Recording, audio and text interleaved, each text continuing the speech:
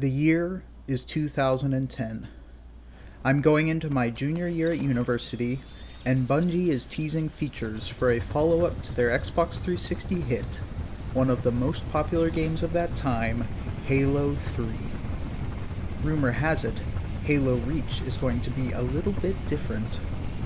Bungie is experimenting with features for a new title, completely divorced from Halo, influenced by members of their team who have previously worked on Shadowrun, a very different FPS featuring fantasy role-playing elements. But in one early look, Bungie still managed to prove they knew fundamentally what Halo was. As the Falcon crested the cliffs and mountains of Forge World, as much as I feared what Halo would become, a familiar excitement fluttered in my chest. The year is 2001. I'm 11 years old and we don't own Halo yet, but we do own an Xbox. We don't have many games at all, actually, but we do have something many young gamers today might not be able to relate to: a demo disc. The Xbox is in the attic, my dad's office. This isn't so much the kid's console as it is his. It's hooked up to an old little CRT with a turn dial. Dad uses it to take short breaks from work without having to leave his hideaway. But slowly, my brother and I start wandering up those stairs after school. And instead of playing Animal Crossing in the living room, a new experience tempted us. The demo for Halo Combat Evolved was special. It was an entire level of the game. We played it for free, and for many more hours than the marketing team which printed the disc ever intended us to play it. The level was Silent Cartographer. A pelican drops you off on what felt like at the time a small continent, with only one objective: find the map room. But the experience wasn't nearly that simple. What that demo, that map, that game was a sandbox. The thing that drew us in wasn't the science fiction setting or the super soldier power trip, it was the freedom to make the experience our own, and not through skill trees and role-playing elements, but through emergent gameplay. So every time we booted up that demo, and eventually that game, even if the level was the same, the experience was our own.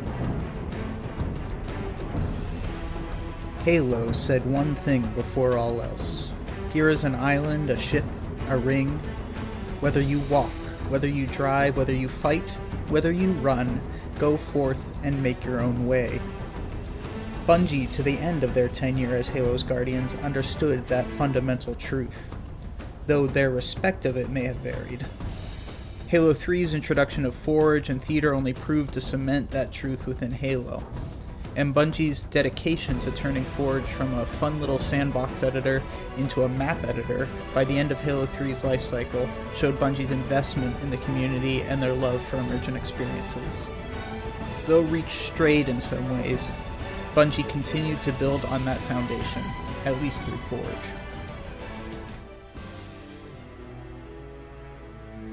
Then came 343, and even more frustrating came Halo 4. Where Halo Reach had strayed from traditional Halo multiplayer with locked and separated multiplayer abilities tied to a UI choice rather than emergent map interaction and discovery, many fans had unified in a hope that Halo 4 would mean a return to form, a fitting sequel to Halo 3.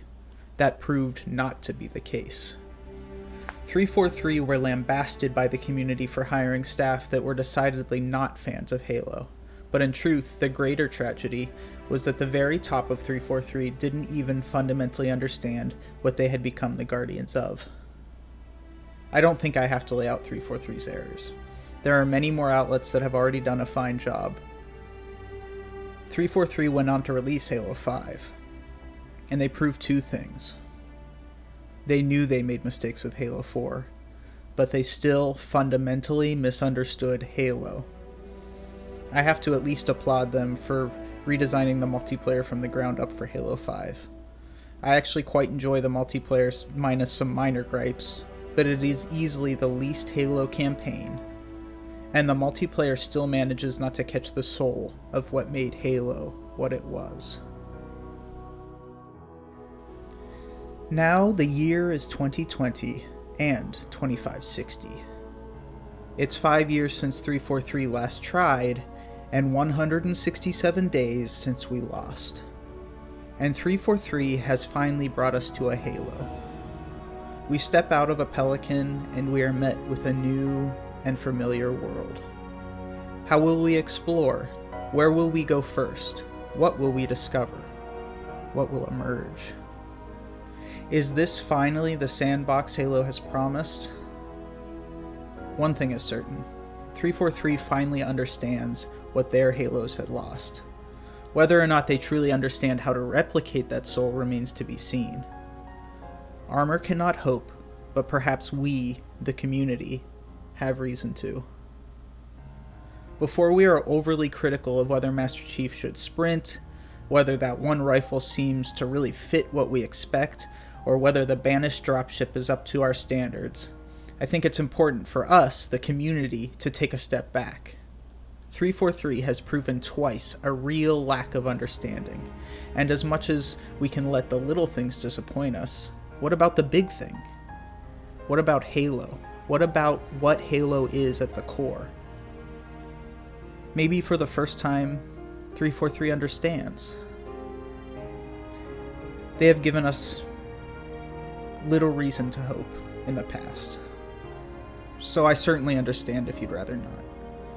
But when I watch this Halo Infinite gameplay, I can't help but feel, as I did about Reach, that even if Halo Infinite isn't perfect, its Guardians at least understand their responsibility.